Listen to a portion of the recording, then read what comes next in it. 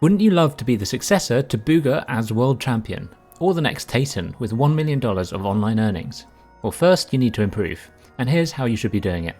I'm going to start by telling you the 4 most fundamental skills to succeed in Fortnite. Firstly, there is aim, which is extremely self-explanatory. Mechanics is next, which covers building and editing, not just speed, but also the choices and accuracy involved in that. Strategy is third, and this is the most forgotten about one. Lastly, we have meta, which is understanding the intricacies of the different items in the game and the best ways to use them. Sticking with the theme of 4s, here are the best 4 places to improve those fundamentals. Each of these have their strengths and weaknesses. You can see that I rate VODs as the best place for strategy, while creative is for aim and mechanics training. Scrims help massively with understanding meta, while arena is a decent all-rounder. We will start with VODs here because this is the one that people often don't like doing. I think that's because you're not actually playing the game, and it can also be less sociable than playing duos together, but it is so important, especially if you don't have a coach. I recommend spending around 20% of your time VOD reviewing, so if you play 2 hours a day, that's 25 minutes of VOD studying, or a full hour if you're lucky enough to have 5 hours of gameplay. Ideally, you should VOD review from in-game replays because it gives you a lot more flexibility of viewpoints than YouTube videos. The first thing you should do is review yourself, and the main purpose of this is to find your mistakes, work backwards from the moment you died, and find the reasons why. It may be just a few seconds before, or it could be something you did 5 minutes earlier that had a knock-on effect all the way. Write it all down and read it before bed and also the next day. Also watch pro games, and from this try to pick up the good things that they do. This can actually be harder to figure out, but watching a team that wins a game can often educate you. What was their winning move, and how did they get to the situation where they could pull it off? And lastly, watch some pro teams who land at your drop spot, so that you can see how they loot up, how they play off spawn, and how they rotate out. For pro games, you can get game codes from Fortnite tracker leaderboards, or open games directly from the in-game event leaderboards. Next up is what is effectively Fortnite's dedicated practice mode, Creative. It's actually an amazing tool to have in a game, a sandbox where you can create pretty much anything you want, from training routines to mini-games and just good old 1v1s against each other. It is the best place to improve your aim and mechanics. In terms of aim, you want to practice your shotgun aim a lot. This will almost exclusively be from short range, with opponents only up to 2 boxes away. There's also AR aim that you should practice on moving objects from 30 meters up to 200 meters away. Your opponent could be running, jumping, or even flying through the air, so make sure you cover them all. Depending on the current meta, you might also want to spend time with SMG aim in a box, or even sniper aim on moving targets. For mechanics, you can go through some building and editing drills like double or triple edits, and once you can do the basics well, you'll need to combine these into piece control drills where you can build, edit and shoot. There are endless great maps that you can do this on. Aside from solo creative practice, you should also spend a lot of time fighting with and against other people.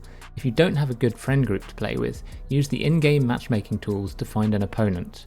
Play 1v1 and 2v2 maps, and also zone wars for some endgame practice. I often get asked whether you should use Kovacs or AimLab. My personal opinion is that Fortnite Creative has every scenario you need, and I therefore do not see an advantage to using these third-party aim trainers. I would recommend sticking to Creative because it's literally identical to what Fortnite is, and that's where you want to be the best in the end. Use other programs if you're bored of Fortnite Creative and just want something that looks a bit different, but make sure you use your Fortnite sensitivity. Moving on to Scrims, and this is the best place to learn meta. It's also good for strategy and even does a bit for your aim and mechanics in terms of surge tags and endgame tarping. Before we go any further, a few of you might not even understand what scrims are though. They're basically custom games where you all choose to load in together, and usually you are focused on simulating a tournament game where you're playing quite passively, and it has a whole load of surge required in mid-game and then a stacked endgame where you'll be practicing your tarping and refreshes. The fact that it is close to what tournament games look like is exactly why it's great for learning the meta. People will be using their best strategies, so you can see the power of pre-edits, chrome/rotations, or just figure out which AR might be the best choice. But how do you play scrims then? Because they aren't in the game menu. Well, you need to join some Scrim Servers on Discord. On EU, Noble scrims are the most common ones. Noble is owned by Coach Boop, who you may know already. The bottom level is called Noble Practice Scrims, and anyone can play these, even me. Just join the Discord and read the instructions. If you play well there, you can qualify for the next level up called Division 3, which also runs every day. If you're already a good player, you might be eligible to go straight into Noble Division 2, which is for players in the top 2000 for Fortnite Tracker PR, and then Division 1 for top 1000. Games in those run most days when there aren't tournaments on. There's even Noble X for pros, but you'll already know about that if you're eligible. Over on North America East, Vital Scrims are the big players, owned by Manu. The bottom level is called Manu Scrims, and it's open to everybody. These run each day and you'll be able to have great practice from them. As an incentive, the top 5% each time get promoted to the main Vital Scrim server, where there are multiple lobbies running all evening on most days, so there will be a place for you in either the top or the lower lobbies depending on your power ranking. There are several great things about both Noble and Vital. Firstly, a whole load of servers have problems with not having enough players, and therefore they don't run regularly or the lobbies don't fill up, but these two servers do not have that problem as they are huge. Secondly, they are strict about the rules. If you randomly key people and ruin the games for other people, you will be banned. This threat means that 99% of players play properly and you will get high quality games. Lastly, they have custom programs written specifically to improve all the processes, including registration, claiming drop spots, and of course final leaderboards. There are links to them down below.